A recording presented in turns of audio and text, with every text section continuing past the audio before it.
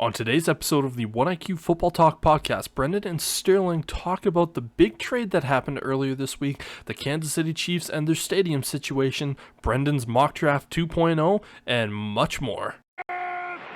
Here we go! Here we go! Here we go! We're gonna have a fiery Sterling today.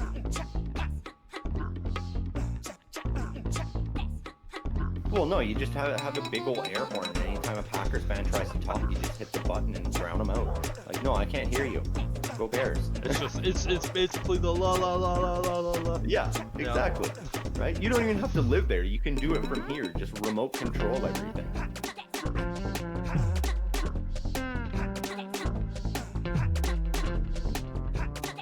Yeah, I'm pissed off, man. Fuck the NFL at this point.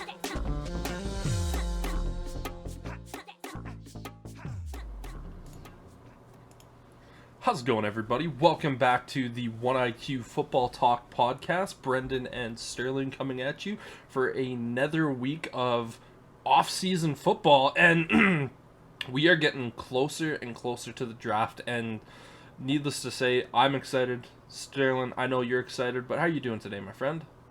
Doing good, yeah. Really excited for the draft. You know, we're, about 3 weeks out now? 19 days. Yeah, we're getting to the point where there's a lot of stuff's fallen into place, and we're starting to see a little more certainty in which guys are going to be picked, at least in that first little section of the draft. We're also getting an idea of what teams are looking at. You know, for instance, there's a move that we talked about from one particular team that is ultimately solidifying exactly what that team is likely going to do, if not by trading up or staying put and just drafting the best available at that position. But that's something that we're obviously going to chat about. Also, in today's episode, we're going to be talking about some of the stuff that's happening with Kansas City Chiefs and the Kansas City Royals and their stadium situation. Obviously, my mock draft, I think this is 2.0 for this particular offseason, is going to happen. And then, obviously, again, talking some quarterbacks, because quarterbacks make the world go round in definitely our world of sports. But, yeah, so I think getting into the first little discussion here is probably the one that you and I least really want to have, and that's the stadium conversation. Because I know for me, someone who is, schooled in the world of media and went to school, like, I kind of look at whenever stadium stuff happens, and we also live in a city that currently is going through a lot of stadium negotiations for one of the pro sports teams here, and it's a hockey team in that regard, so we get to see that, and those are a lot cheaper than NFL stadiums are particularly, but we get to kind of see it from our own perspective in that way. And I always really don't like talking about the stadium stuff, because it's one of those things, for me at least, I feel like from the media standpoint, in the terms of the sports media, I definitely feel like we get used a little bit by a lot of the air quotes politicians and the people that are kind of going about that, is because it really has nothing to do with the actual sport itself, and it really does fall into that world of politics that just also happens to affect our sports teams and such and such. I know you and I in the past, we've talked about that if you were going to build a new stadium in the NFL, it really should be a domed stadium. There's no reason to have, an open air stadium with no way to cover it when bad weather comes by.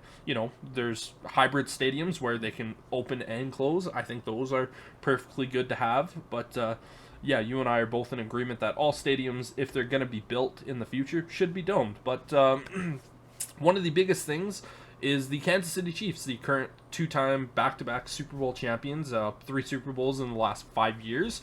They were kind of looking to potentially get a new stadium done, and their city voted on it, and the owner of the Chiefs basically wanted it to be all taxpayers paying for the $1 billion plus stadium, and the taxpayers said no.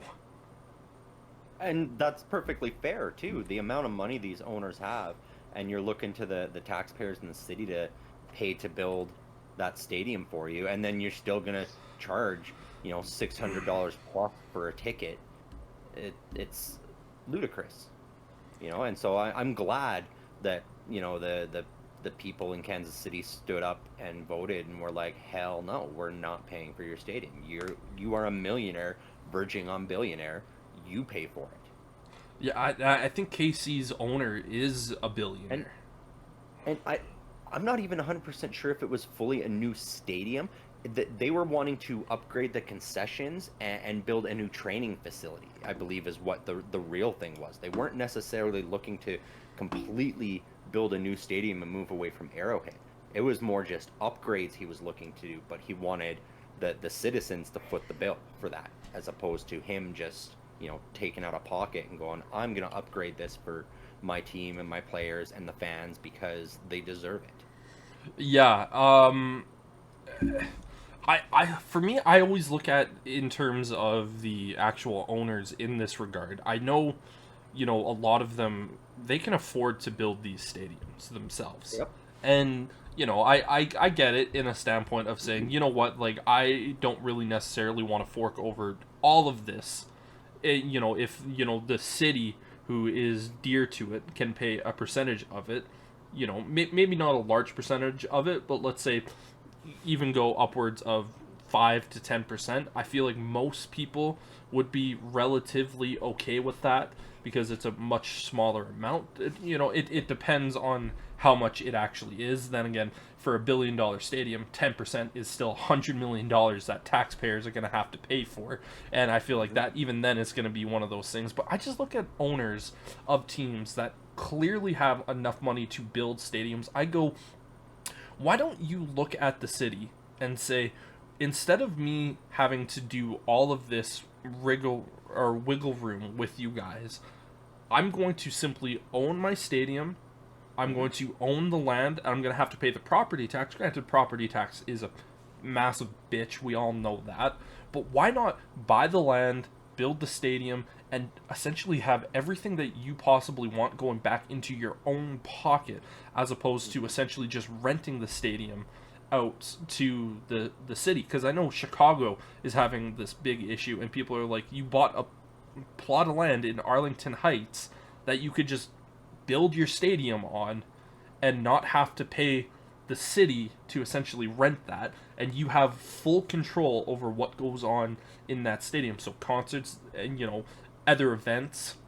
I just sit back and I go, why would you ever try to get into the business of dealing with the city? Because we know most cities are an absolute cluster F when it comes to actually trying to do stuff like this. And it just especially blows right my now. mind. Like people can't even afford to live in a lot of places right now. You got to choose on a weekly basis between paying a bill or eating. And you're asking those people to then pay higher taxes to build new facilities for your team, and it's like, man, you could pay and build that all yourself, and you're still gonna have 1,000 times more money than any of us have. Well, not only that, but you're also going to make a stupid amount of money. Because, for instance, and I'm going back to the Chicago analogy here, that if, again, they were to go and build on Arlington Heights, if you have a dome stadium in Chicago, or Arlington Heights, which is a suburb of Chicago, you instantly right there, you can say to college football, hey, we have a stadium that is purpose-built, that you can play a college football playoff game. You could play a national championship game there. You could have concerts there. You could have the Super Bowl there. You are going to make a ridiculous amount of money if you actually own it. Granted, you're going to have to pay a pretty penny to get to that point, but you're still going to ultimately be in a better situation. And I just sit back and I know neither of us are real estate people or that type of thing, and we might not have some of the finer details of it, but I just look at it and go, man, it just seems weird. And I'm kind of happy that the Kansas City people said no, but there's a lot of people now talking, oh, the Kansas City Chiefs are leaving Kansas City. They're not leaving Kansas City. No matter how much I know the mayor of Dallas said, you can come to Dallas. You can be the Dallas Chiefs, and then the Cowboys are going to be the Arlington Cowboys, or whatever it's going to be. And it's like, listen, the Kansas City Chiefs, the NFL is going to look at the owner and say, listen, you are not moving the team outside of the Kansas City area. Like, you can build a new stadium 45 minutes outside of Kansas City and still call yourself the Kansas City Chiefs. That's fine. We see teams do that all the time. Dallas, for instance, having to go to Arlington, which I don't know how long of a drive that is, but still, it's one of those things. It's not in the city that it's actually named. And you, again, just all of these, it's, Kansas City is not going to be moved, and they're not going to be the St. Louis Chiefs or anything like that. It's going to be Kansas City Chiefs, but they're going to be in a different district outside of Kansas City, which I think is a shame for the city of Kansas City. But yeah. And who knows if that'll even end up happening, because, you know, he's going to look at the cost for this, and he might realize that he was being a little too overzealous and go, okay, look, I'll take less and I'll foot more of the bill myself to get this done. You really hope so. Well, and because it's not just about, like, upgrading the facility. Like, this is how you are going to retain players. This is how you're going to draw players. You know, like, if it reaches a point where it starts affecting the player base, then you're going to see guys like Patrick Mahomes go, well, do I really want to keep playing in Kansas City if I've got to answer questions about the stadium all the time now and shit like that? You're going to see guys actively go, maybe I want to go to a different team.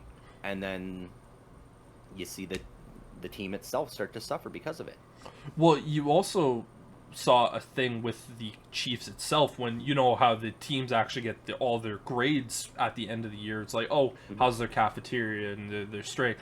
The Chiefs had the worst rated owner in the NFL, which is hilarious to think about. And like, these are done from the players. So that's one of those things where it's like, okay, you know, if I'm a player looking at the Kansas City Chiefs and going, do I want to play with Patrick Mahomes? Of course, because that gives me pretty much an almost 85% likelihood that I'm going to play in a Super Bowl, either this year or the year after, and competing for a championship. But I have to deal with a bad owner. I think most players at this moment are going to look at it and go, I can deal with the bad owner because I'm playing with a prime Patrick Mahomes. But let's say 5 years down the line, when Mahomes starts to get into those middle 30s type of age range, that's when it starts to become a little bit of a different type of a question, where you go, okay, you know, do I really want to continue to try to do this, you know, playing for a bad owner and, you know, a stadium that is kind of bad? Because we've seen with the Commanders what that stadium does, where it's literally crumbling apart. Sewage is spraying onto fans. So you never want to have those types of situations. So it's going to be interesting to monitor. Yeah, it'll be interesting to see what happens going forward. But again, like, I'm just glad that the fans and the people who live in Kansas City stood up and were like, no, we're not paying this for you. Like, you are uber rich. We are living on food stamps or just trying to get by, you know, working 2 jobs just to live. And you want us to pay more in taxes so you can upgrade your shit instead of paying it yourself. Yeah, so and I'm glad the fans did that. And also looking at it from, like, imagine if you weren't a sports fan and the city basically said, we are going to raise your taxes for something that you could not care about. Like, it would be like us looking at, I don't know. Well, I'm just gonna say a broad example of fashions and like a fashion center. Neither of us. I mean, even beyond that, using our local issue in them wanting to build a new stadium, that was one of the things. Was they're like, oh, we're gonna increase property taxes and taxes around the city and all of this, and we're gonna institute a new tax to pay for it. And like, for myself, I can't afford to go to any of those games anyway. I have not been to a game for that team in well over a decade. And I was even one of those people that was like, you know what? If they want to move it, then move it. Because I'd rather that than have to pay more for a team that I'm not going to go watch anyway. Yeah, and for the so ridiculous even as a prices that they're fan, asking to as well. exactly, right? Even as a fan, I'm like, no, I'm not interested because I can't afford it anyway. And with a new stadium, the prices are going to go up, so I'm not going to afford it even further. Like, so you get a lot of that too, where it's unaffordable and unobtainable for a lot of the people who are even fans, and they go, well, I'm not going to pay for it. I watch it on TV at home anyway, so I'll cheer for the team even if they're somewhere else. I remember a discussion that I had with my dad when I was, a teenager, and I said, how come we never go to games and we always just watch it at home? He goes, I'd rather watch it at home. And I said, I remember thinking to myself, I was like, why would you rather watch a game at home when you can go see it in person and have that experience of it being in person? And I remember like even up until my early 20s, I still had that same philosophy of like, if I can go to a game, I'd rather go. But I'm sitting back now and going like, I understand what he's talking about, where if you go to a game, chances are, if unless you want the worst possible seats, you're going to be paying upwards of $75 for a ticket. And my age, middle 20s, you're likely going to have a couple of drinks, which each of those drinks costs $7 or $8 each. You might get some food there. Last I heard, the drinks were over 10 now. Yeah, Like $12 a drink. which is ridiculous. For instance, you just want a beer that, like, again, I know for first world problem here of like, I don't want to pay Budweiser $10 for its crappy beer. I want something better. But it's like, yeah, why would I want to pay? Why would I want to buy a pint of Budweiser for $12 when I can go get it in a can and have basically a 12 pack for 2 beers at the game, and then on top of that the food? Because again, at home I can have the beer that I want or the drinks that I want. I can have the food that I want, and like, I get it. I really do. At my house, we have a projector, so I can sit back, watch my team on a 120-foot projector. Yep. I'm not complaining about that. And if I need to, I can go pause, go to the bathroom when I want, do all of that. So like, I get it. I really do. Yeah. But moving forward, because obviously stadium conversations are so much fun, as you can probably tell by our facial expressions the entire time, of like, okay, where is the nearest loaded weapon, in a video game sense. Where's the cheapest, easiest segue we can find? Exactly, moving forward, obviously we kind of spoiled, or we didn't spoil, but we teased it a little bit earlier. Stephon Diggs, the Buffalo Bills wide receiver for the last couple of years, traded to the Houston Texans. The Texans get Stephon Diggs, a 5th and a 6th round pick, both in next year, and the Buffalo Bills get a 2nd round pick for next season. And I think for both teams, they're getting good and bad scenarios with this trade. Stephon Diggs clearly was a problem in Buffalo. He had been for years. It seemed like every single year that he was with the Buffalo Bills organization, the offseason, people would be talking about trade rumors and him being a problem. Stephon Diggs is a phenomenal wide receiver. I still think, from what we've seen from him the last couple of years, easily put him in the top 15. Some people might even have him in the top 10. But he's one of one, essentially, in the NFL. He's one of those guys that is an absolute dog, but he's a headache, man. He is an absolute problem. There was games this year you saw him straight up quit. Yep. I sort of look at him and I compare him to like our generation, like the current generation's Terrell Owens, in the way that he joins a team and it boosts the quality of play, but it just massively increases the headache in the locker room. Because he had the same issues in Minnesota. That was why the Vikings traded him to the Bills for so little.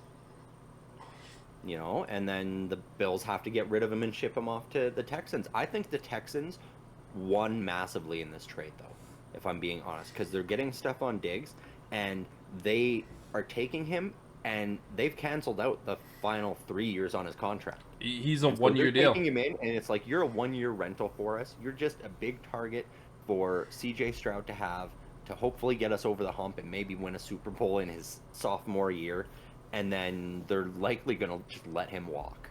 Yeah, like looking at what the Texans did, yeah, sure, you're giving up a second-round pick for next year, and you're taking on, you know, a big-time contract, but you have a quarterback on a rookie deal.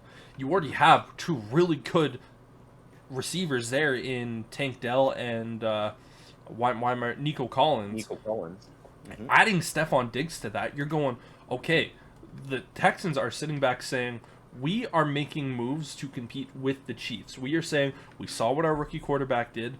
We are giving him everything that he possibly needs to do to succeed. And, you know, with D'Amico Ryans, their head coach, one of the biggest questions that was going to be had is, can he install his culture? And this is one of those moves where the team says, our culture is set in stone. It's the players that are going to be running the culture. It's not going to be the coaches. And if Stephon Diggs gets out of line, it's not going to be the coaches giving him shit. I'm sure they will, but it's going to be the players going, that's not how we act here, and this, and that. And so that's why I kind of feel like they were okay with making that type of move where it's going, I know this is a lot sooner than everyone expected these types of moves to be made and the culture to be kind of set in stone the way it is, but they're good. But for Buffalo right now, oh my goodness, you're looking at this team, and we talked all off season long of like, okay, they're getting rid of this guy, they're getting rid of this guy, this guy, this guy, this guy. Mm-hmm. And there's memes going around of like that one meme of Will Smith in The Fresh Prince of Bel-Air where he's looking at the empty room and it's going Josh Allen walking into next offseason, but it really is. Yeah, 100%. I mean, because they absolutely shredded their defense by cutting a bunch of players. They let Gabe Davis walk, and so he's somewhere else now, and then you let your number one go elsewhere. It's really going to be Josh Allen and Dalton Kincaid. Yep, and they did bring in Curtis Samuels, and I think Curtis Samuels is a good receiver, but he's a good number 3 receiver on pretty much most teams that have a dedicated number 1, and you know, you could be okay with him being your number 2 wide receiver, but if you have a guy that is a dedicated number 2 and you bring in Curtis Samuels, you're like, okay, we have ourselves a very, very good locker room right now for wide receivers standpoint, but yeah, Curtis Samuels is not a guy that you're sitting back going like, this is our number 1 wide receiver, and we aren't worried about it. While, you know, you see their legs buckling like a baby deer when it's first taking its first steps. It's like, are you sure you're not a little worried? No, we're not worried at all. We'll just draft someone. Why is your jaw shaking so much? It's not. I'm not peeing. No, you are. I mean, the Miami Dolphins got to be happy. They might finally be able to win their division, because they've had multiple years where, you know, they just add one piece or another and they're like, yeah, this is our division now, and the Bills still managed to find a way to beat them out. And this might finally be that hump to help them get past it. You also need to remember is that the Jets are getting someone back this particular season. Granted, Aaron Rodgers is 40 years old. He might be 41 when the season starts. I don't remember his birthday or exactly like what, but the Jets are still a serious contender with Aaron Rodgers at the helm, and what they're going to be able to do in the draft is going to determine stuff. But yeah, this is kind of the Miami Dolphins. You need to kind of get it done this season because the Bills still have Josh Allen. So whenever you have a team that has a franchise quarterback and a guy that is without a doubt in the top 5, it doesn't take long to rebuild a team to get them back to being super successful. When you have a top 15 quarterback, that takes a lot longer to do. But when you have a true top 5 quarterback, arguably top 3, he's in my top 3. I know we've had a little bit of differences there, but it's one of those things where the Buffalo Bills could have a weak year this year. Like we're talking like a 7-9, you know, an 7-10, 8-9 type year, and then the next year being back in Super Bowl contention. Like that's the type of situations you can do with a true number 1 quarterback. So the Dolphins are really gonna have to get this done this year. Oh yeah, and I mean the Bills have got to do their work in the draft too. They have to have an excellent draft this year to start building that player base back up, because they are seriously lacking in young talent now. Yeah, and you look at the wide receivers in this draft class. They're going to be able to draft a wide receiver Yep. in the first round. They're going to get a good player, because the sixth wide receiver in this year's draft class is arguably the second, maybe even number one receiver in last year's draft class. I know Jordan Addison was the top built guy, and we had Zay Flowers and Quentin Johnson was also there, but it wasn't necessarily a great class, but it's one of those things where a lot of these guys that are maybe considered 5, 6, and 7 were competing for that 1 or 2 spot in last year's class. So you're getting a really, really good level quality receiver at that point. And there's nothing to say that the Buffalo Bills don't look at this and go, we need to move up to get someone of high caliber nature, and say, if we get ourselves, I'm not even going to say one of the top 3 guys, because I think that's just too far of an ask to jump up. But let's say at pick number 14, Brian Johnson Jr. is there. Yep. They go, he's 6'3", runs in the 4.3s, really good catch ability. Why don't we trade up to go get him? And he's our number 1 guy, and there's possibilities there. I know there was rumors that the Bills could potentially go wide receiver in round 1 and 2. I'm not as much of a fan in that. This wide receiver class is so deep that you could probably go one different position, then wide receiver in the third to kind of build some stuff up, but there's possibilities. I mean, and if they wanted to, we can't rule out the possibility of them continuing the trade route as well. Like we've seen San Francisco saying they want a first-round pick in trade for one of their wide receivers. You could throw that first rounder at San Francisco to pick up a Brandon Ayuk or even a Deebo Samuel, and then take a wide receiver in the second round as well. So I mean, I'm not ruling that out either. I think the Bills could still make a move in that direction.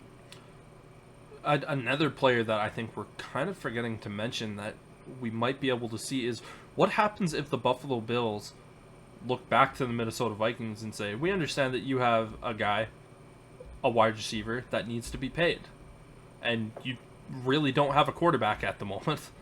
No. We are happy to give you 2 first-round picks and, let's just say, position player X on defense, and we will happily bring in Justin Jefferson, pay him a bunch of money to go play with Josh Allen, and boom, away we go. Which is kind of funny when you think about it. They traded for Stephon Diggs. Mm-hmm. And the pick that they used to trade for Stephon Diggs was Justin Jefferson. And pretty much immediately, the second that Justin Jefferson hit the league, he was better than Stephon Diggs. So if the Bills would have just waited and said, you know what, we're going to wait here, we're going to pick up a wide receiver in that class, and that was a good class of wide receivers. If people forget, Henry Ruggs was in that class. Granted, when Henry Ruggs was still playing, he was a dog. You had C.D. Lamb was also in this class as well. So there was some really Jerry Jeudy was also in this class. So there was some good wide receivers coming out, and it just so happened to be, Justin Jefferson who got picked up later in that class. And so it could be kind of funny if they ultimately trade a handful of picks to get Justin Jefferson as well. Yeah, that would be funny. I think that would be more of a mistake. I think spending less to get a number 1 would be a more intelligent move, because then they can still continue to build through that draft. Which is something that is key with, as you said, a top 5, top 3 quarterback. You've got to make sure you're building right away. You don't have time to do a 3 to 5 year build when you've got a guy like that in your locker room. Yeah, I always look at it and go, if you can get younger players on cheap deals and then be incredibly productive, as opposed to getting someone you're going to have to pay a ton more to, and they might be better than what the rookie or early player is going to be for most of that early contract.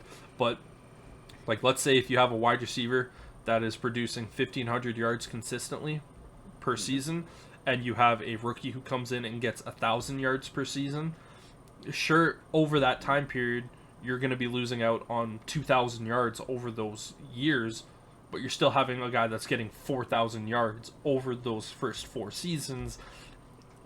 Yeah, the production might be a little bit of a drop off, and you would love to have that 1,500-yard receiver, but having a 1,000-yard guy consistently is still pretty damn awesome. Yeah, the Bills are in a tough spot. I don't know what they're gonna do here. It's not looking great for Bills Mafia right now.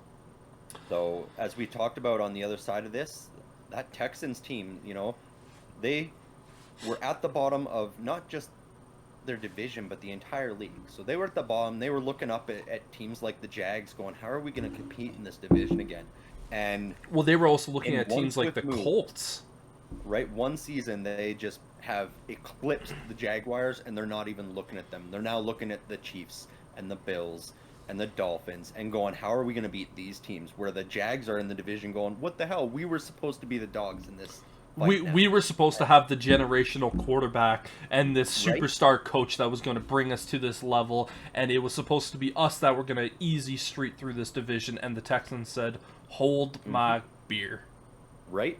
And honestly, that is the team. The Jags, they have to go make a splash now. They're the team that I feel needs to spend that draft capital to go and get a Brendon Ayuk. They need to get a solid number 1 option for Trevor Lawrence this season. They have to do that, because otherwise they're just going to be relegated to second best in their division again, where they've always been second, third. They just have never been that top dog in the fight. It looked last season like they were finally hitting their stride. They started like 6-1 or something, and then completely fell apart. Yeah, I do think for the Jags, though, they have more issues than just trying to get that true superstar number wide receiver. I think looking at their defense, that was some of the reasons why they started to fall apart a little bit later in the year. Obviously, in the mock draft that we're going to do here in a little bit, we kind of go over some of these moves. But yeah, it is one of those things where you looked at the Texans and went, like this year, most people thought that the Arizona Cardinals were going to have the 1st and 2nd overall pick because the Cardinals were going to be bad and the Texans were going to still be bad enough to have that, and the Cardinals were going to sit there and go, "We're going to get Caleb Williams and Marvin Harrison Jr. and we're going to be super happy." And then, CJ Stroud said, that whole Ohio State quarterbacks can't play thing is not a thing. I would like everyone to know that I am that guy.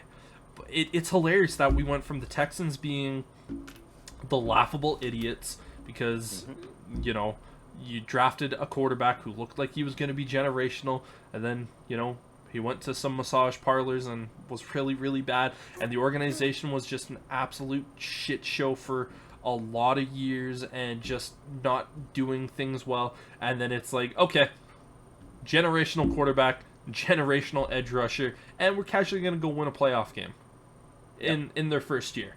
And now, really, I think if you look at the power rankings of the AFC, the Texans are 2.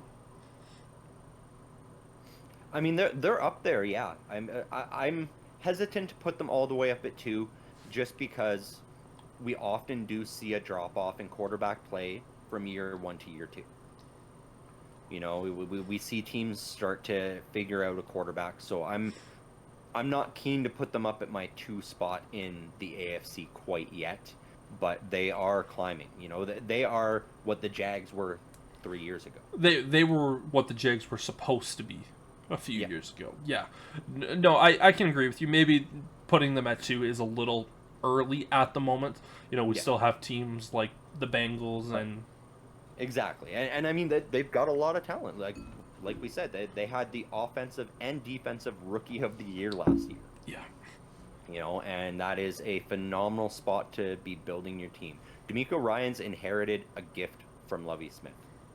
I was watching a clip earlier this week, and it's like, man, if Lovie Smith hadn't gone for 2 and won that game against the Colts to elevate them from the 1st overall pick to the 2nd overall pick, this would be a very different conversation right now. I'm not sure it would be, because I still think the Texans would have gone CJ Stroud. we'll never know. Obviously. Exactly. We will never know. But the Right, Texans and so- winning that game, Lovie Smith winning that game, has altered two franchises to the point of where they are both looking like they're going to be contenders for a lot of years. Lovie Smith looking at the Texans going, and we all thought at that time he was giving the quick bird on his way out of the building, but secretly he was giving them the biggest gift of them all. And Right. he also looked at Taking that choice of, do we take Bryce Young or CJ Stroud out of it? It's like, okay, now Bryce Young's off the board. We don't have to worry about that. Yep. CJ Stroud might have still been our number one quarterback, but if we were at number one, there was, oh, what do we do? You know. Yep. And then he just looked at the Chicago Bears and said, here you go, boys. I'm back. Yep. Build me a statue in Chicago. I still think we should build him a statue in Chicago because of what he has done, giving us a that move, I think, is going to, that 2-point conversion is arguably going to go down in football history for the impact that it had on the game. Looking at what the Texans had, but that gave the Chicago Bears the first overall pick, which they used to trade with Carolina. They got DJ Moore, which ultimately turned into, we both agree that he's a top 5 wide receiver in the NFL. Yep. For a quarterback at the time that was hoping to get that number one guy to take that next step. And it also got them Darnell Wright, who was the best tackle in this year's class, and he looks like he could be a Pro Bowler as soon as next season. Got them Tyreek Stevenson, the corner, who looks like he could be a top Pro Bowl level corner in the NFL alongside your already best number one corner in the NFL, Jalen Johnson. And you also get Caleb Williams out of it with Keenan Allen, and just set up a team like that is going to be one of those things where it's going to be in 15 years we're going to look back on it and go, wow. Yeah. But you know, speaking of the quarterback position, last week I did some research on some quarterbacks, and one of the things that I kind of thought was going to be something ultimately didn't come true, of like, oh, their first year of actual stats is determining of what their career is going to be. Ultimately, kind of going through that, it didn't really back up that claim. But I did start to think to myself throughout most of this week of, when a team drafts a quarterback, we always have different philosophies, you and I. You are under the philosophy of they should sit and you should have an experienced veteran playing so that rookie quarterback can gain experience, which I think for the most part is a fairly valid strategy. But the problem is that a lot of these guys coming in, they don't have a good enough veteran quarterback. But the other thing that I also thought about is, well, you also want to have coaching consistency with rookie quarterbacks, because if you have a quarterback coming into the league and his coach is then fired after his rookie season, you take all that progress that quarterback made in year number one and you're moving him backwards because he's now going to have to learn a new system. And I went, okay, so let's look at coaching changes. As does a quarterback have coaching changes? And then I also looked at, do they have a stable of weapons? And, you know, like, what do their weapons look like, and what does their run game look like? I think those are two different categories, and I went through all of those lists that I had from those guys. Thank God I still had that spreadsheet made up, so it made my life a lot easier. And out of the 35 quarterbacks that we had talked about, how many quarterbacks do you think had coaching changes after their first season? After their first season? After their I'd first say season. At least 25 of them. 15. Okay. So, out of the 35, 15 had different coaches after year number one. One quarterback had three different head coaches in his first 3 years. Yep. Do you know who that is? I mean, I hate on the Cleveland Browns, so I want to say Johnny Manziel. But I don't think it was. Johnny Manziel, from year number one to year number two, did not have a coaching change. Okay. So then... yeah, I'm not sure. Baker Mayfield. Oh, okay. Another Cleveland Brown. Okay. Yes, yeah. So Baker Mayfield walked in year number one, and Hugh Jackson was his head coach. Year number 2, it was Freddie Kitchens, and then year number 3, it was Kevin Stefanski. And we sit back and we kind of wonder, like, how, like, Baker Mayfield was still putting up good numbers, yet he had to learn all of those. I think it's magical what Baker Mayfield has done over his career with kind of having that situation. So, you know, guys like Trubisky and Justin Fields both had to deal with a head coaching change right away. Derek Carr had to deal with coaching change. Both Jameis Winston, Marcus Mariota, Jared Goff did. Paxton Lynch. I didn't really count Paxton Lynch much in this category just because he played in 5 games in the NFL, so it's kind of really hard to look at that.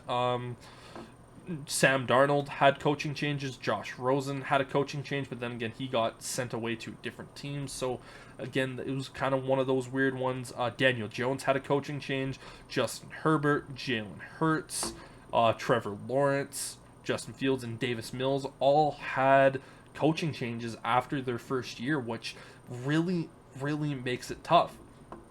It does. Consistency is key in building and learning that young quarterback. It's so important, so vital to make sure that you're on the same page with, you know, GM, coaching staff, everything, so that you can properly build that team. That's one of the biggest struggles we've talked about your Bears having in the last couple of decades.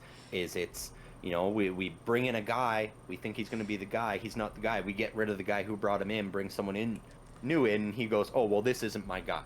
Yeah. And I need my guy. And by the time the cycle restarts, it's final year, and they're like, okay, you're not getting it done, you're out. And it just keeps going. It's been so painful.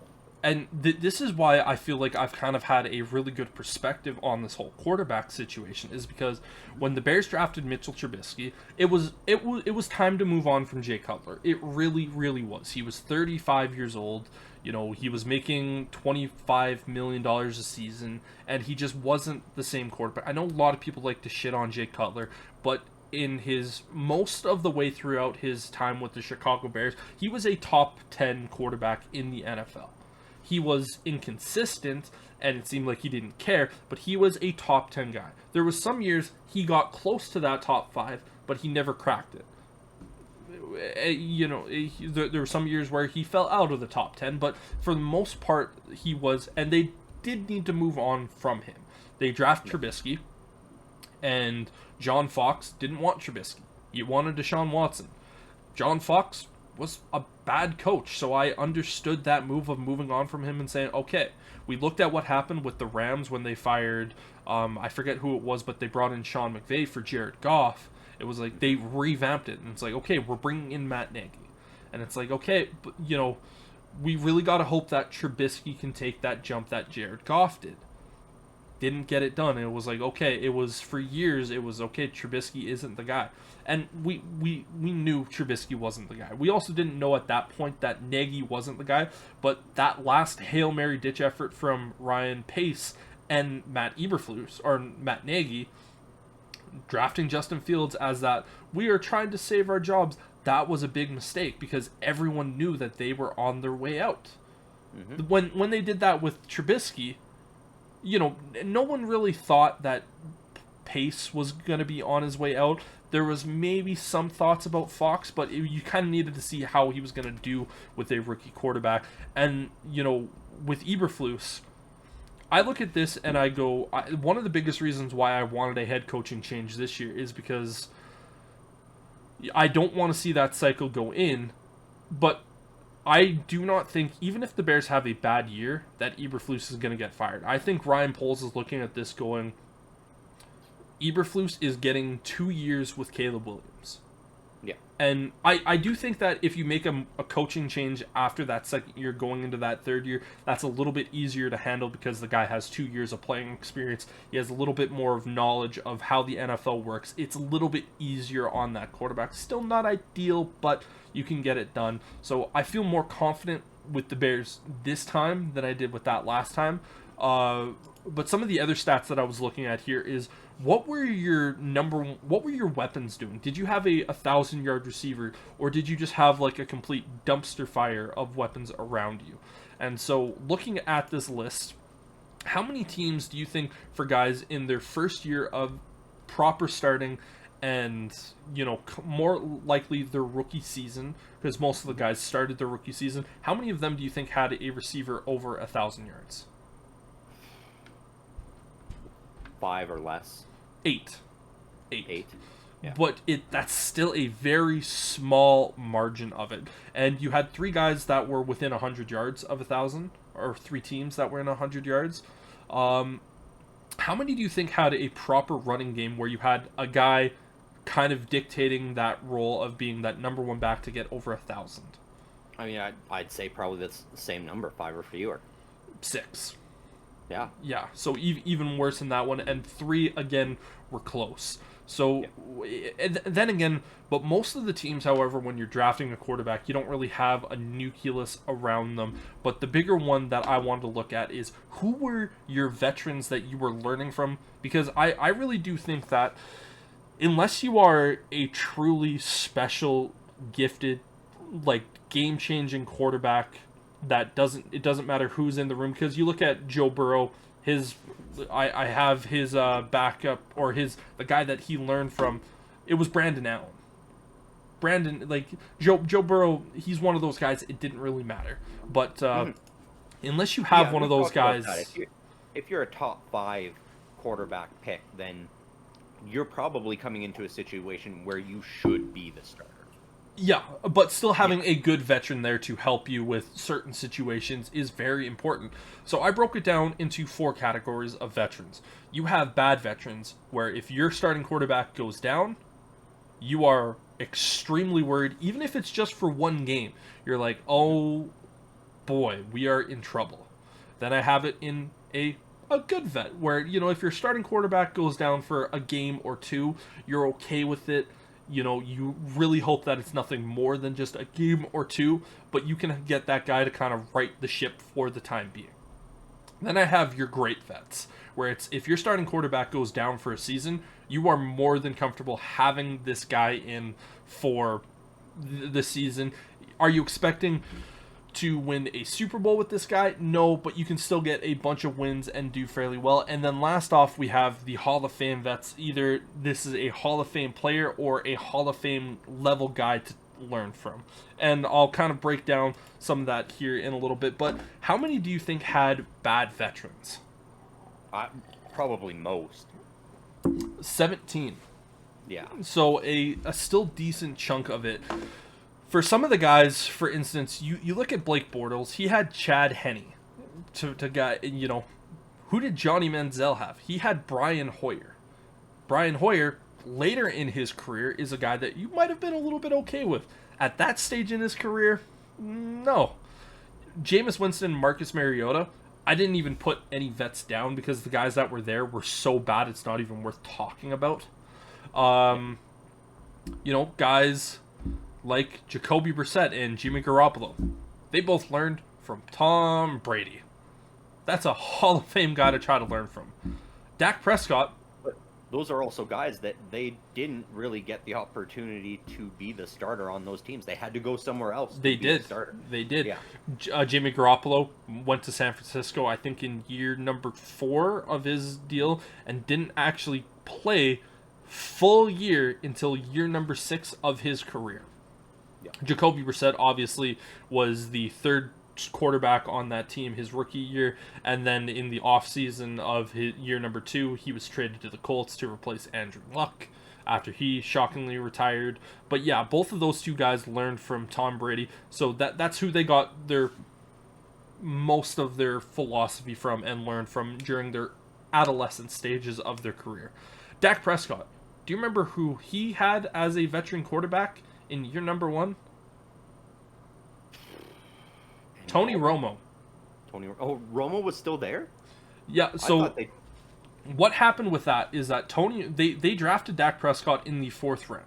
They drafted him to be the backup to Tony Romo that year. And then Tony Romo got injured during preseason. And so everyone was like, okay, this Dak Prescott kid, let's see what he's going to be able to do.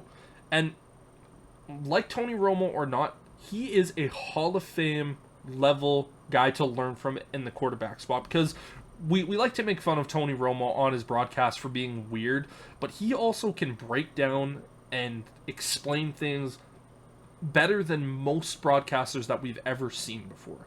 Joe Buck and Troy Aikman are, I think you and I agree, are the best crew, and Troy Aikman does a really good job at breaking down stuff, but Tony Romo does a great job, and for a young quarterback in that room, like Dak Prescott, he can go up to Tony and say, explain this to me a little bit better, and Tony is going to be able to do that and help him a lot. That's why I have him as one of those Hall of Fame vets, because he is so good to learn from.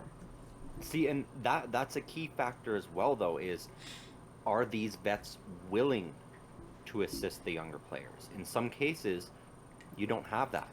In some cases, that veteran feels slighted by the bringing in of a rookie quarterback and chooses not to assist in the growth and development.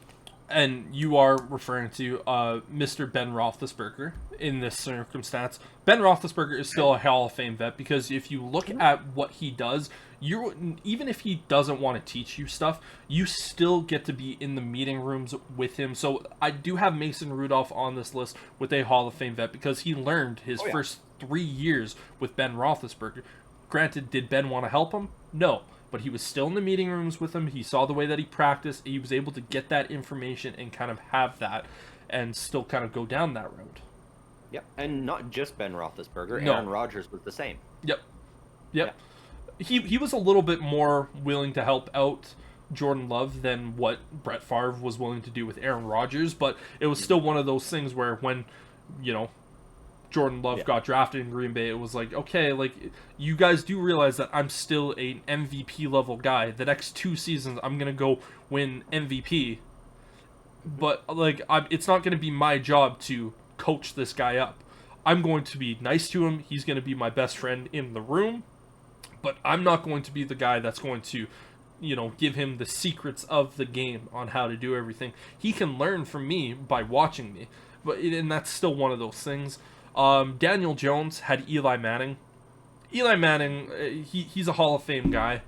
I think he is going to be in the Hall of Fame someday, because he won 2 Super Bowls, and he was a very good, consistent quarterback for the majority of his career. And beating Tom Brady twice in the Super Bowl, I think is good enough to get you into the Hall of Fame. And still looking at some of these guys, some of the quarterbacks that were really good, some good vets, Andy Dalton, Joe Flacco, Ryan Fitzpatrick, Chase Daniels is another one of those guys where I'm like, that is a great quarterback to learn from. Some of these guys, but taking a look at the actual proper numbers, 17 bad vets, 6 good vets, 6 great vets, and 7 Hall of Fame vets. So it really ultimately, I think having a lot of these things is going to be very important, because one of the examples that we always bring up is Patrick Mahomes. He sat for a year, but he sat for a year behind Alex Smith, who I have in that Hall of Fame level, because if you remember, Alex Smith, he was playing at an MVP level caliber those seasons before Mahomes, and even the year that Mahomes was there. He also had Andy Reid, who didn't have a coaching change, and he had a plethora of weapons. Mahomes' rookie season, both Tyreek Hill and Travis Kelce went for 1,000 yards. It's like, okay, he also had a 1,000-yard rusher in that year as well. So he walked into that. Those are pretty important things to look at.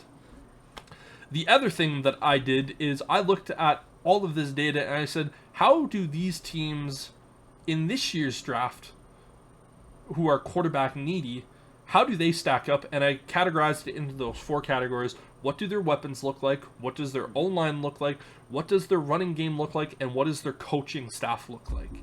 And so if you get the green check mark, you get 2.5 points. If you get the all right check mark, you get 1.5. And if you get the bad, you get 0. So the QB needy teams this year: Chicago Bears, the Washington Commanders, New England Patriots, the New York Giants, the Minnesota Vikings, the Denver Broncos, and the Las Vegas Raiders. Those are the what would that be? 7 teams that I identify as they need to make sure they get a quarterback this year. I also have 5 teams that I could see taking a quarterback either shockingly in the first round or at some point in this draft, that being the Titans, the Saints, the Seahawks, the Rams, and Steelers. So for me, in all of these metrics, I looked at all the teams, and obviously there's 4 categories. The best you can do is 10. The Chicago Bears, they are perfect 10 out of 10. The weapons are there. The offensive line, the biggest thing right now is center, but you brought in 2 guys that are arguably both starting level caliber centers in the NFL. And for Chicago Bears fans, all we said this year is we just want someone who's going to be consistent. They don't need to be the best. We want someone who's consistent, and they did that. Are they still going to potentially look to upgrade? Yes. Their running game is a green. It's a green light. Their coaching staff, Shane Waldron, green light. Yep. So the running game, they had over 1,000-yard rusher last year? What, the Bears? Yeah. No, what I'm talking about, well, technically, yes, they did. If you look at DeAndre Swift, who they brought in, he was over 1,000 yards. But But what I'm saying is I'm not necessarily saying they have to be a 1,000-yard guy. I'm looking at the room itself going, is the room set up to be put in a situation? Because let's say, for instance, the Bears had DeAndre Swift, Khalil Herbert, and Roschon Johnson. Any rookie quarterback is going to look at that room and go, is it the best running back room in the league? No. Is it a room that I can feel incredibly comfortable with? Yes. And, I'll give you a little bit of a spoiler for your Steelers. I also gave them a green. Because, yeah, is Najee Harris the best running back in the league? No. But combining him and Jaylen Warren into that running back room, that means a rookie quarterback or any quarterback is going to be comfortable with their running game. It's not necessarily just you have to have a 1,000-yard rusher. It's okay. I thought that was the metric you were using. No, and it's same thing with the weapons. Do you have to have a guy that's going to be 1,000 yards? No, but you want to look at the actual room that it has and go, you could have 3 guys that all get 950 plus yards. You're going to look at that and go, that's a pretty good weapon, array of weapons. They're getting close to that 1,000 yards. They maybe, if one guy got 2 or 3 more targets, he would be over 1,000 yards. Same thing with the offensive line. Yeah, and then the only other question I had about the Bears is who's the veteran quarterback that Caleb Williams will be able to rely on? I didn't put the veteran into this right now just because the offseason hasn't been fully done yet. But yeah, for right now, for a lot of these guys, the veteran situation isn't really going to be something that we can fully understand until the offseason is done. I'm looking at this going, you're a team that's looking to draft a quarterback, and what is your situation right now coming into it? And the biggest things that I found were weapons, O-line, running game, and coaching staff. Okay. So the Commanders, next up, they get a green light for weapons. Terry McLaurin, he's one of the best receivers in the game. Jahan Dotson, I still think is a very good weapon. Is he a number 2 on Washington? Yeah. Is he a number 3 on some teams? Sure. But he is still a very serviceable weapon, without a doubt. Walking into it, any rookie quarterback is going to look at those 2 guys and go, I have 2 guys that I can very much rely on. Could it be better? Hell yeah. Just look at what Chicago did this offseason. But it could be a hell of a lot worse. Their offensive line is a 0. Yeah. It's bad. This is why I said for a lot of the offseason, I would like to see the Commanders keep Sam Howell and build up that offensive line, because chances are they're not going to be that good next year anyways. So you might as well continue to build up as opposed to getting that quarterback. The running game, Brian Robinson, I think he's a half-decent guy. I'm not sure if he can be a bell cow, so I gave him that all right. And then for the coaching staff, it's 2.5. Cliff Kingsbury with a rookie quarterback, and he only has to be the offensive coordinator. That's going to put them in a really good situation. Both the Patriots and the Giants had the exact same thing across the board. Weapons, 0. O-line, 0. Their running game, 0. And their coaching staff, 1.5. For the Patriots, Gerard Mayo, new head coach. Granted, he's been with the organization. Can you name me his offensive coordinator? No. Yeah. Couldn't tell. I had to look it up, and I never heard of him. I don't even remember the dude's name. Look at the Giants. Brian Daboll. We saw what he did with Daniel Jones in his first year, but then we saw what happened this year, and it's like, this should be the year where he jumps. I just am not confident in him developing a rookie quarterback. Vikings, they get a 9 out of 10 across the board. Their weapons are great. Their offensive line is great. Their running game, Aaron Jones, he's a great running back. He has health issues. I just can't give them that full 2.5 points here at the moment, just because I'm not confident in Aaron Jones staying healthy. If he can stay healthy, that is going to be a great running back to have. And then their coaching staff is 2.5. There are no reasons to worry there. Broncos, their weapons, all right. Offensive line, all right. Their running game, it's kind of the same situation with the Commanders. They have a young guy, not really sure if he can be a workhorse guy, so it's all right. But coaching staff, Sean Payton, he's proven. So they're surprisingly a 7 on this list. Las Vegas Raiders, their weapons, 2.5. They get the green light. Having Devontae Adams, it's a very similar situation to the Commanders. Jacoby Myers, Michael Mayers, I think he performed really good as a rookie tight end. Jacoby Myers, also great number 2. Their offensive line, I think, is a sneaky good offensive line. Mm-hmm. Running game is a 0. Yeah, they lost Josh Jacobs. Josh Jacobs, I know a lot of Raiders fans are super excited about Zamir White. He had 400 yards in his last 4 games of the season.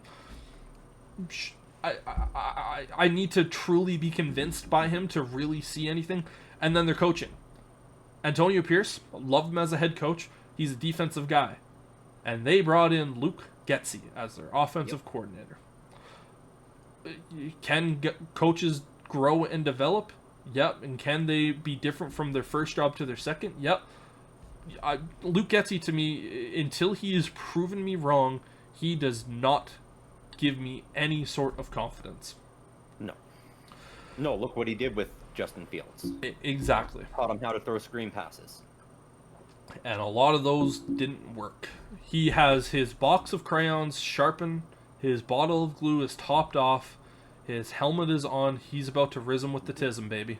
That is what the Raiders have. That game plan will work if you've got a guy like Austin Eckler or Tyreek Hill. Devontae Adams is too old to be catching screen passes and making guys miss. And that was never his game anyways. He can do it, but that's not his game. And now taking a look at the teams that you could see take a quarterback, at some point in this draft. The Titans, they're a 1.5. They're similar to the Pats and Giants. There's no weapons there. There's no O-line. The running game is bad. Their coaching staff, they brought in the Bengals offensive coordinator. So, there might be something there, but I need to really be convinced there. The Saints, I think their weapons are good. Their offensive lines are all right. Their running game is all right, but their coaching staff, bad. Dennis Allen, I thought he should have been gone this year. I don't have a lot of confidence in the Saints coaching staff. Seahawks, weapons, green. When the trio of wideouts they have there. The running game is a green. I like their running back room. Their offensive... Kenneth Walker is a phenomenal back. We didn't see everything we could from him last year due to injuries. Well, and then you also factor in Zach Charbonnet. I think that's how you pronounce his last name. That room is solid. I'm happy there. Their offensive line it's a work in progress this year. They definitely lost guys, so they're going to have to recruit some of that. And their coaching staff, Mike McDonald, he's a defensive-minded guy.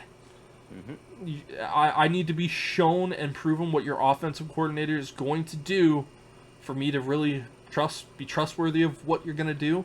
But they're still an 8 out of 10 with their weapons and the running game. The Rams, 10 out of 10. Weapons are good. They got a hell of a lot better on their offensive line. Their run game looks like it could be something with Kyron Williams, and Sean McVay could very easily be the best coach to learn from when you are a rookie quarterback. And then finally, your Steelers. Their weapons, all right. George Pickens, he's a guy that could be something. Other than that, I'm a little worried. Pat Freiermuth, I think deserves to be talked about as a top 5 tight end. I wouldn't say top 5. I would say top 10. I put him in the same realm as Cole Kmet. Yeah, see, I just think if he plays a full season and stays healthy, he would be talked about in the top 5. But that's the issue, is having to stay healthy for a full season. Their O-line, again, it's a work in progress, I think. Their center position is definitely one thing that they need to guaranteed get someone. And then their left tackle situation is one of those things where it's you really they're actively going to be looking for an offensive lineman in this year's draft class. So you get an all right from me. It's the pieces that are there. If you had to put a rookie quarterback in what is currently there, they would be able to be comfortable, but you definitely want to get it better. The run game is good. Having Najee Harris and Jalen Warren combined, I think if you only had one of those guys, it would go into that category of all right. Just because I'm not really convinced. Najee Harris, he's going to be able to get you yards and he's going to be able to block, but anything else after that, I'm not convinced. But adding Jalen Warren there instantly makes it's like, okay, yeah, any quarterback's going to be satisfied. And then their coaching staff is an all right. No. I know we've talked about this, but a lot of this last season, you and I were calling for Arthur Smith's job because of the disgusting acts that he was doing with the players that were there. We've seen what he's done as an offensive coordinator with the Titans, but that was 3 years ago. He's built up a lot of bad habits. I need to truly be convinced with that. Yes. Yeah, but, so do I. Yeah. And I didn't think you were going to have any problem with that, but they still get a 7 out of 10. Their defense, if we were to factor in their defense, that would be a quarterback's dream, but... Yeah. Yeah, so out of all of the teams... I get that entirely, for sure. For all of the teams, there's really only a couple that really mesh well. And the way that I look at it is if you get an 8 or above, you're going to be put in a situation for that quarterback to succeed.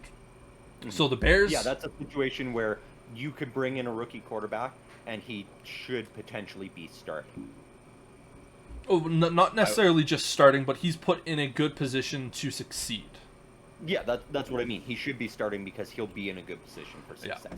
If you're below that 8 level, though, that's almost a situation where you should be bringing him in and building and growing him rather than throwing him into a situation where he's going to fail. I think in that 5 to 7.5 range, you could argue you could flip a coin of what it's going to be, and if you're 5 or below, it would depend what your quarterback room is at that point. Exactly. Like for instance, if you had like an Alex Smith there, or hell, even a Tyrod Taylor, a guy that you can feel comfortable with for most of the year, if not the entire season, then in that 5 to 7 range. But if you had like a Case Keenum, you're like, okay, I might have him out there for 2 or 3 games, but then it's gonna be the rookie quarterback. Yeah, I mean, you look at like the Patriots, and it's 1.5. Well, and I'm thinking about who that quarterback is that they kept, because they got rid of Mac Jones. They brought in Jacoby Myers. Jacoby Brissett's back. Yeah. Jacoby Brissett, yes. Yeah. Yeah, so I mean that would be a situation where I don't know.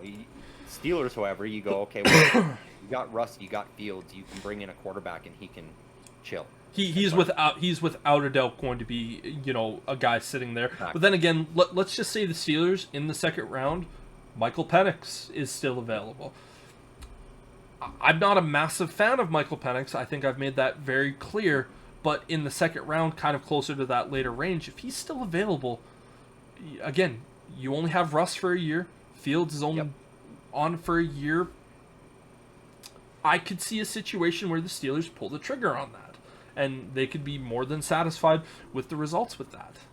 Mm-hmm. But yeah, in this metric of teams that are set up for success for a quarterback, the Bears, the Vikings, surprisingly, the Seahawks and the Rams. And then you have two teams that are at 7 at the Broncos and the Steelers. And then everyone else is either 6.5 or below. So yeah, it's going to be really interesting. And I feel like this was a good segue to now go into the actual mock draft. Granted, I did the mock draft before I did this, but I still look at some of these situations for their teams and go, it ultimately from what they're going to be. Because I never look at it in a standpoint of what I would do if I was this team. I look at it as what I think is going to happen.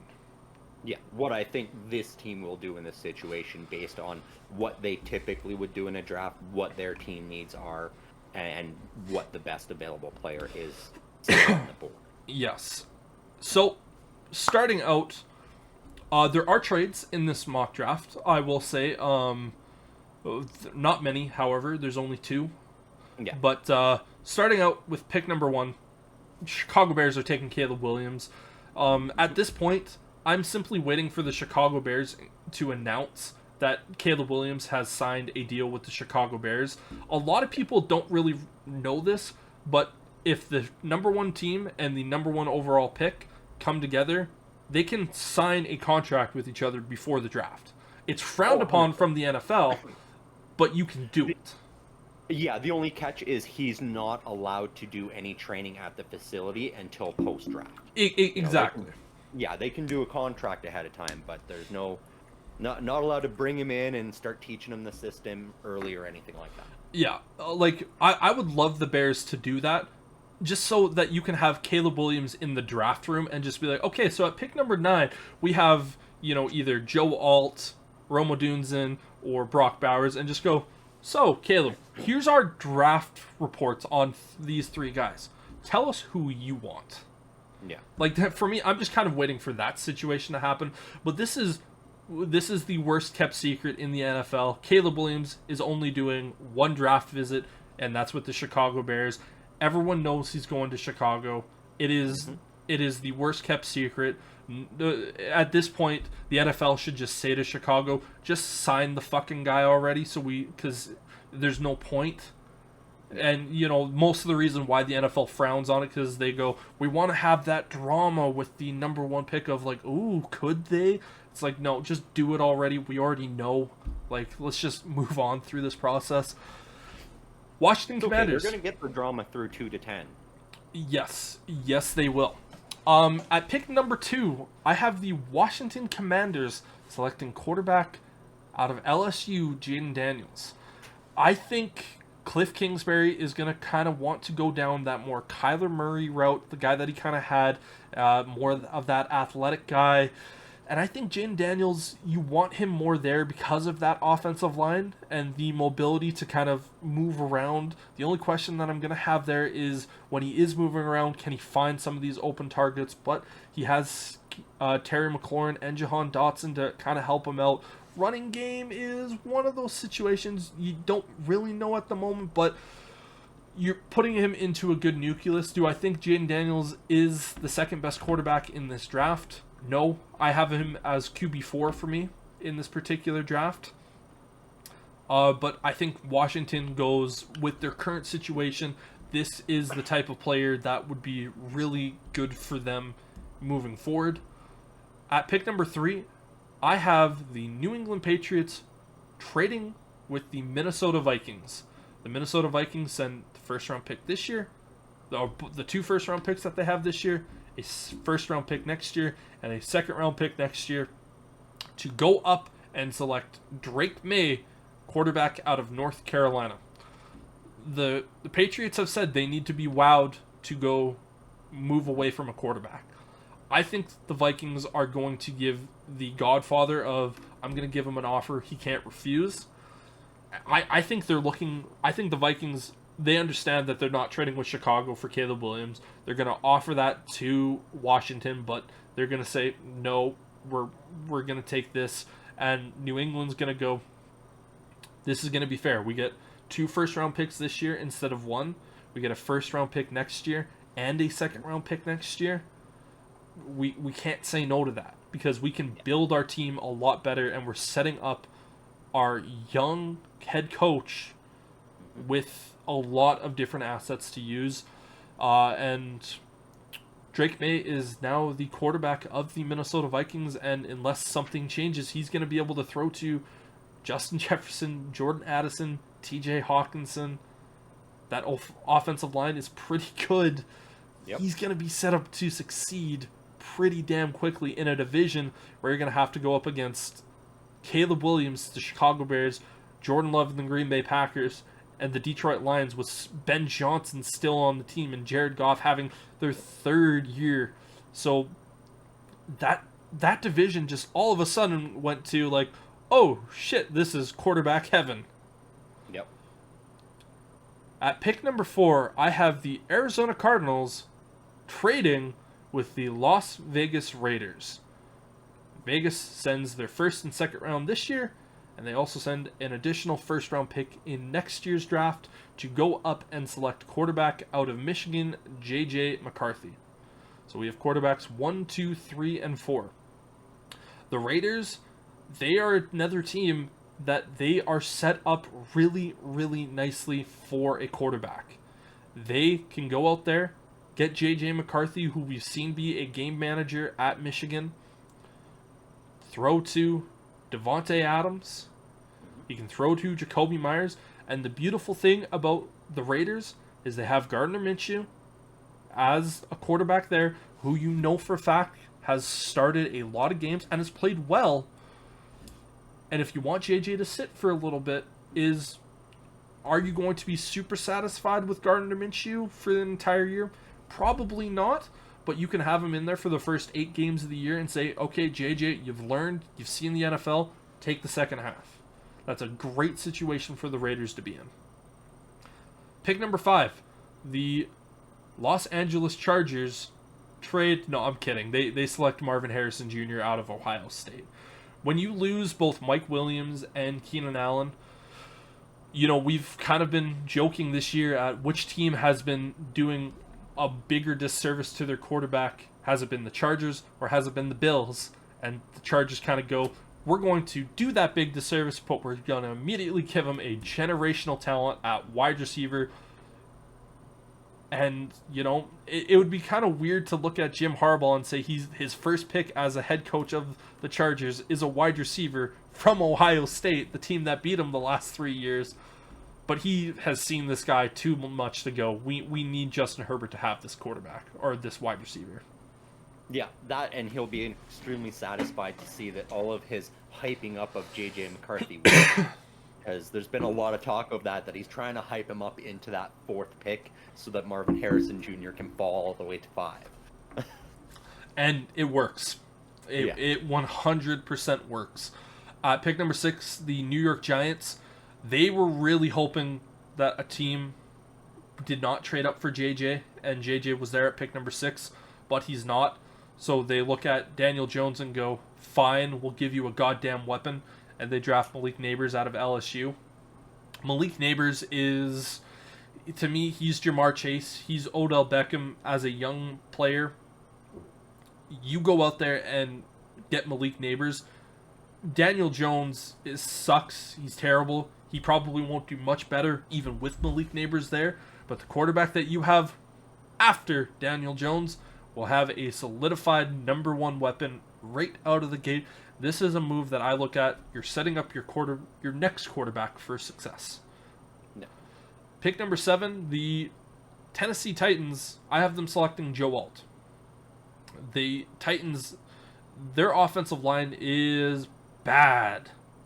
You get Will Levis or whoever your quarterback is going to be next year, Joe Alt, who is looking like a generational prospect at the tackle position.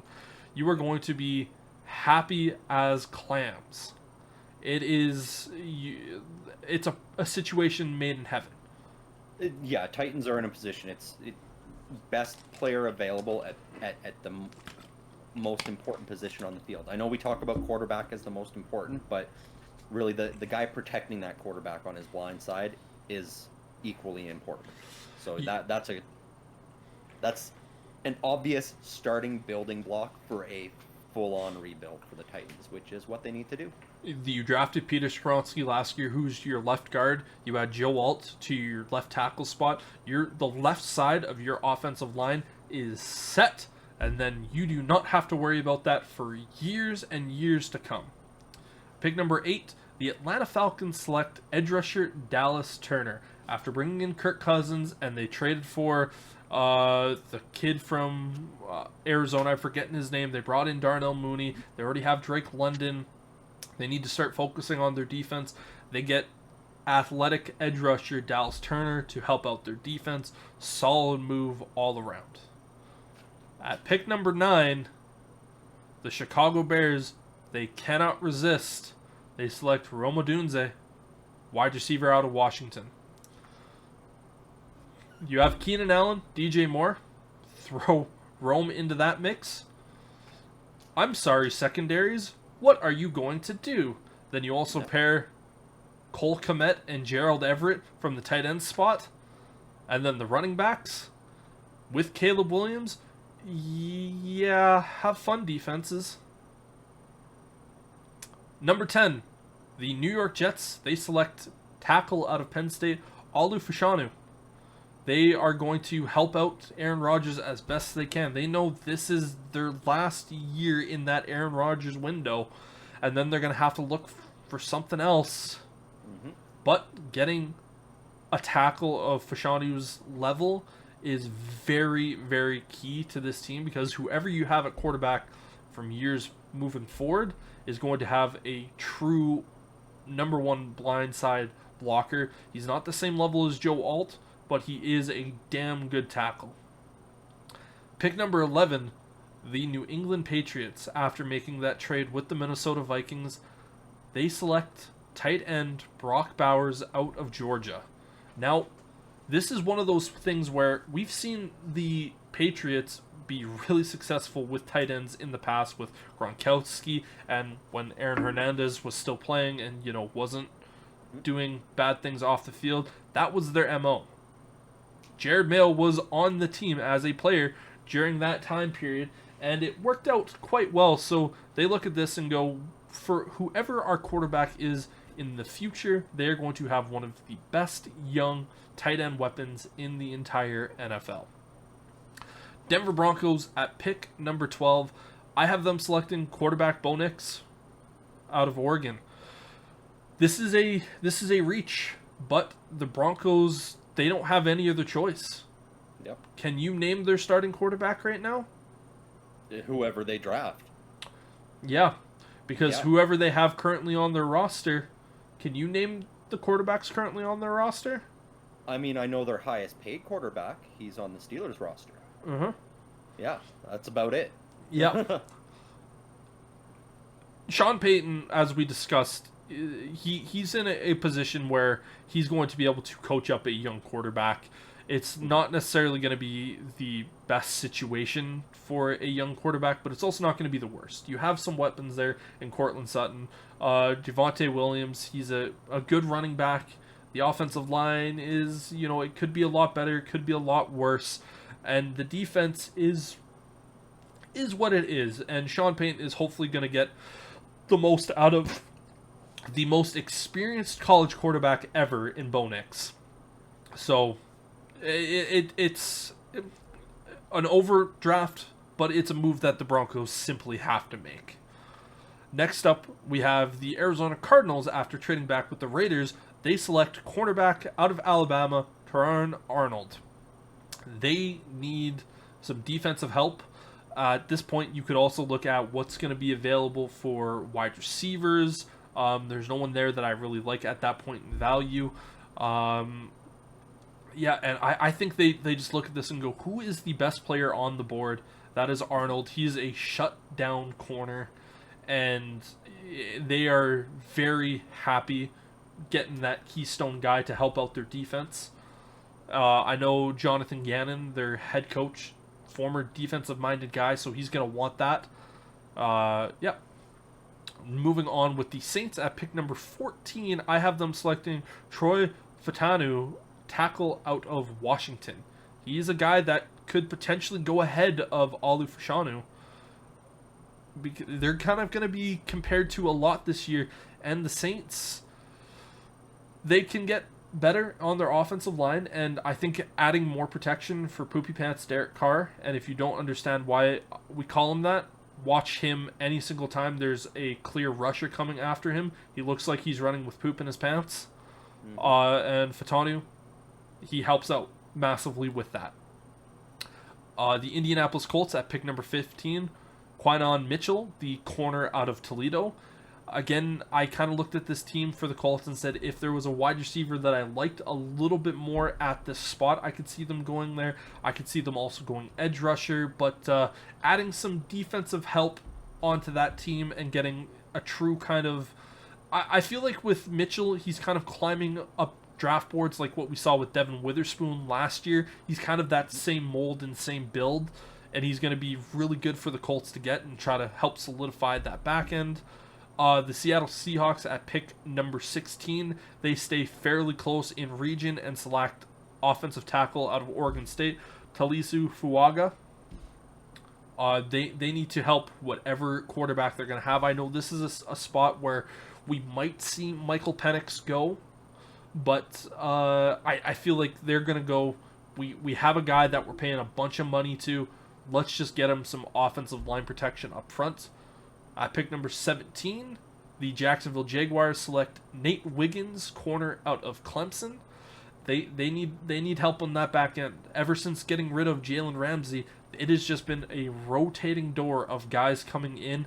They need to try to find someone who's going to be a little bit more of a solidifier in that back end, and Nate Wiggins comes in and does that. Feel free to jump in at any point, and if you have thoughts. Yep. At pick number 18, the Cincinnati Bengals select D-tackle out of Illinois, Johnny Newton.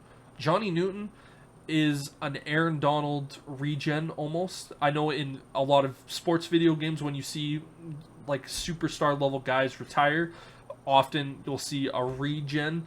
This kind of feels like that. You know, he's a little bit of a smaller build, but stellar guy rushing the passer, really good, which is really frustrating for the LA Rams because they were hoping to take him to immediately replace Aaron Donald, but they are pretty happy with the D-tackle they select. They select Brian Murphy II out of Texas, a little bit bigger, but he is a premier pass rusher from the inside. Going to be a little bit better at the run stuffing ability as opposed to what Newton is, but they are more than happy replacing Aaron Donald with Byron Murphy. Byron Murphy II. Now at pick number 20, your Pittsburgh Steelers. I have them selecting tackle out of Alabama, J.C. Latham. J.C. Latham, there's been some talk that he could potentially even be in that conversation with Fashanu and Fatanu as that kind of second, maybe third tackle. I think he's in that conversation, and with all the conversations that you and I have had, getting a guy that can come in, and I think this gets you really flexible about what you can do with Broderick Jones. You can keep him at left tackle and move Latham there, and I think that's probably what the Steelers would likely do in this scenario, but that just kind of solidifies their offensive line. Oh, 100%. Yeah, I mean, Latham is more of a natural right tackle, whereas Broderick is more that left. So being able to move Broderick Jones back to that left tackle position would be very beneficial to have. So yeah, I definitely agree with that pick. Yeah, and the Miami Dolphins, looking at this going, thank you Pittsburgh for not taking the guy that I have them selecting. They select center out of Oregon, Jackson Powers Johnson. This was kind of one of the things for the Steelers that I was looking at going, is it center or is it tackle?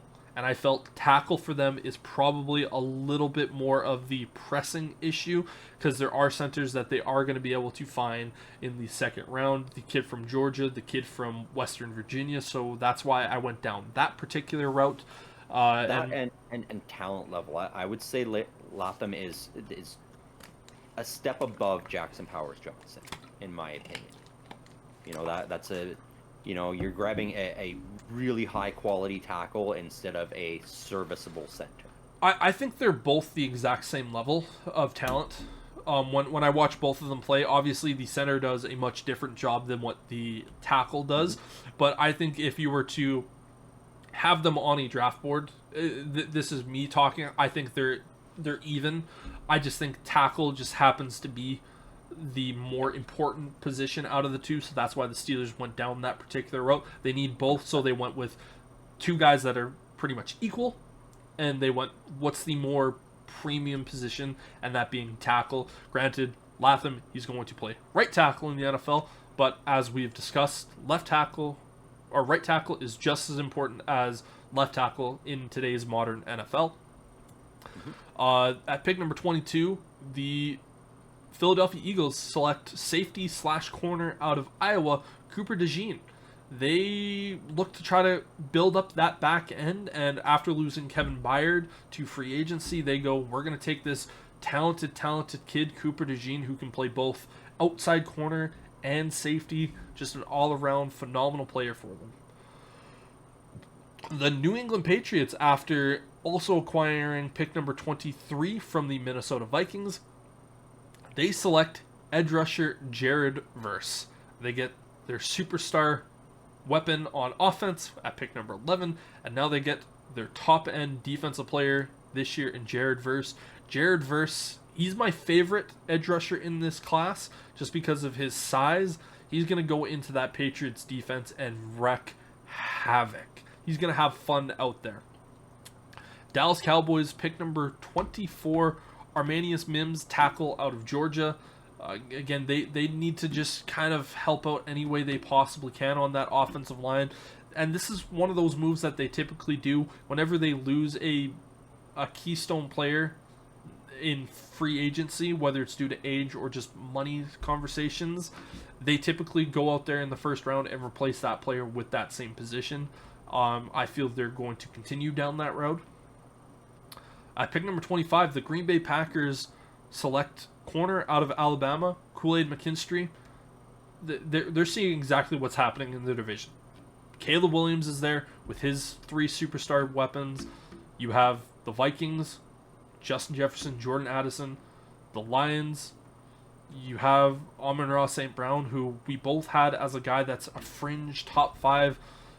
They look at this and go, we could go offensive line. Unfortunately, there's been a lot of offensive linemen who have gone off the board in front of us. So we're going to try to slow down some of the other offenses that are in our division, and we're desperately going to need it. 26, the Tampa Bay Buccaneers select edge rusher Liatu Latu. This is a team where they're kind of going off of best player available. And, defense is something that they're definitely going to have to start to try to rebuild a little bit more. And Liatu Latu, he's had those injuries history, but he's been clear and good bill of health for the last 2 years. So, and he's one of the most fun edge rushers in this entire class to watch. I think if he didn't have those medical issues in his past, he would be the number 1 edge rusher in this class. And I think Tampa Bay is more than happy selecting Latu with pick number 26. At pick number 27, the Arizona Cardinals, and this is the pick that they received in last year's trade with the Houston Texans, they select wide receiver Brian Thomas Jr. out of LSU. They, again, losing out on Marvin Harrison Jr. is a big time loss. But the big thing here is you are still getting a quality guy, 6'3", 200, and I think he's 20 pounds, runs in the 4.3, has some pretty good hands.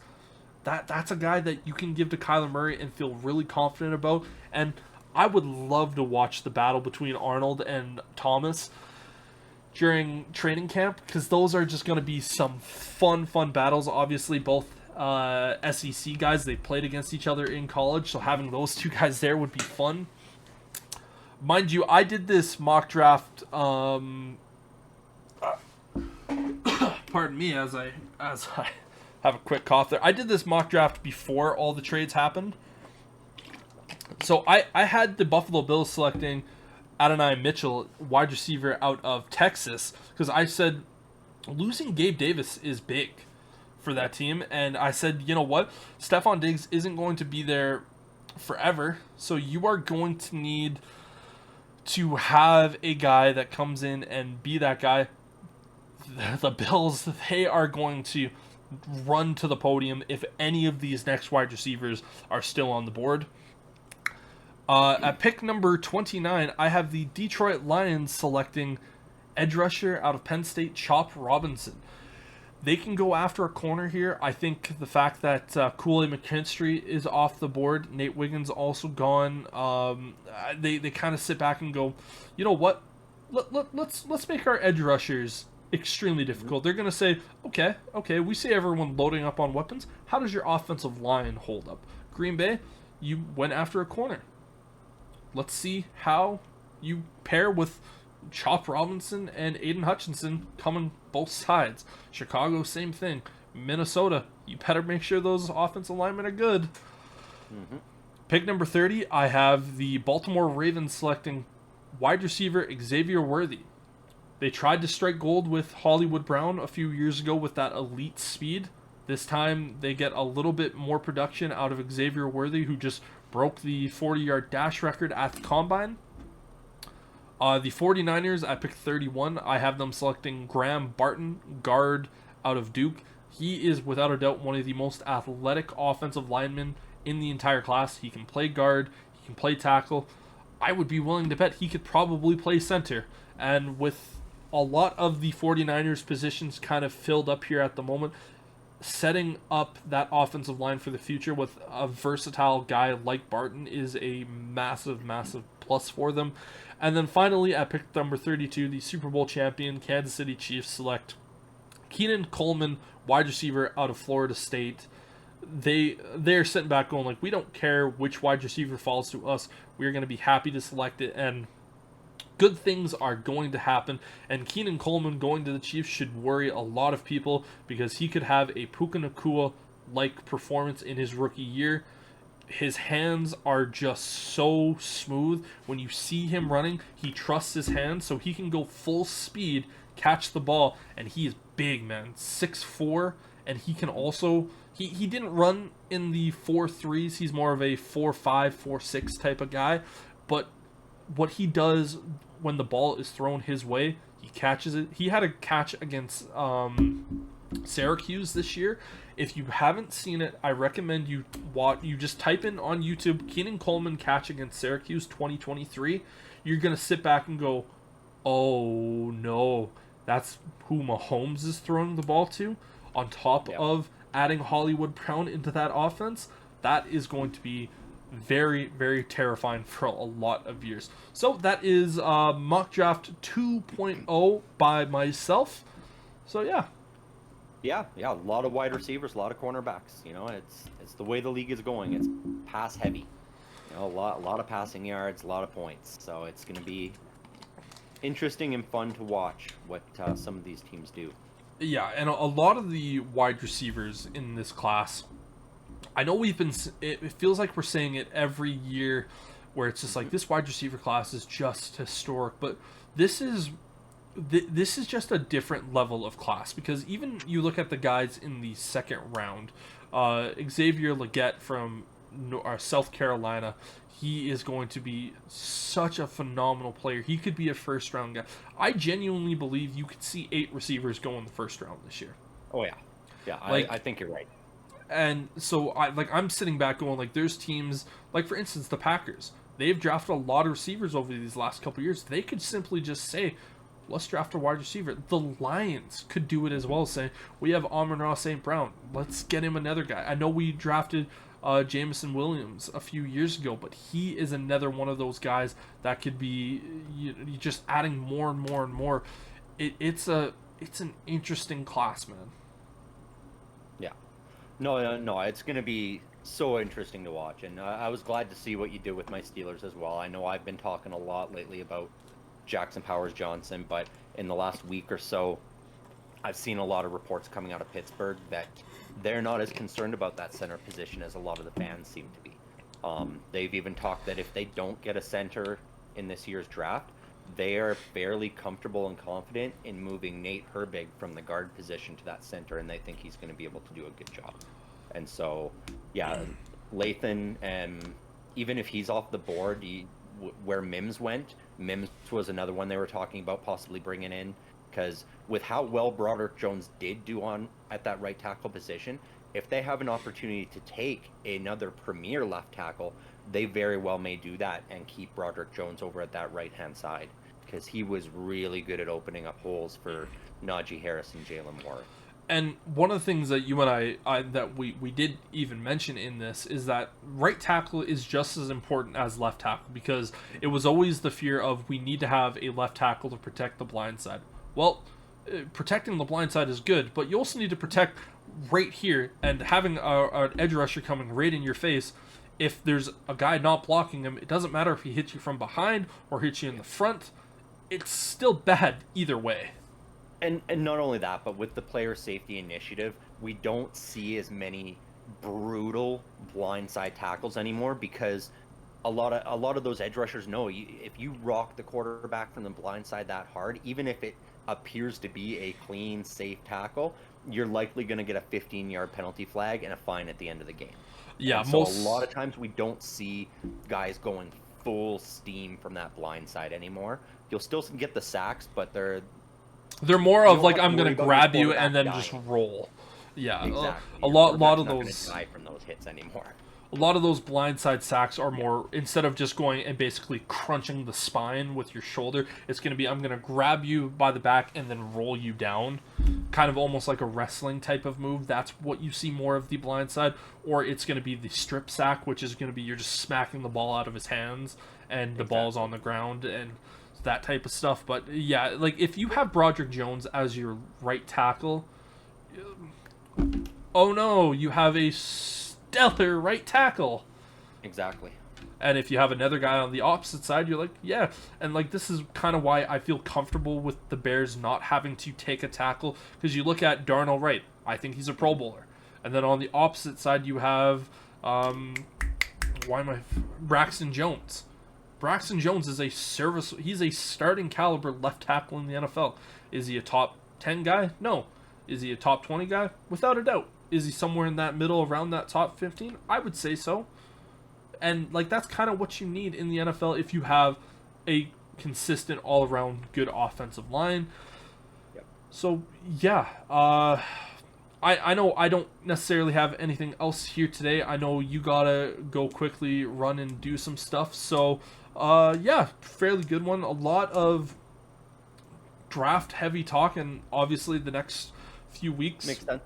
With it coming up pretty soon here, yeah. And I mean, if anybody out there disagrees with any of the picks that Brendon, made here, feel free to leave your comment and let us know who you think your team would have taken instead. Yeah, more than happy to have that. I know the last episodes we had a little bit more engagement with that one, which is always nice to see. But until next week, for Sterling, I'm Brendon saying peace.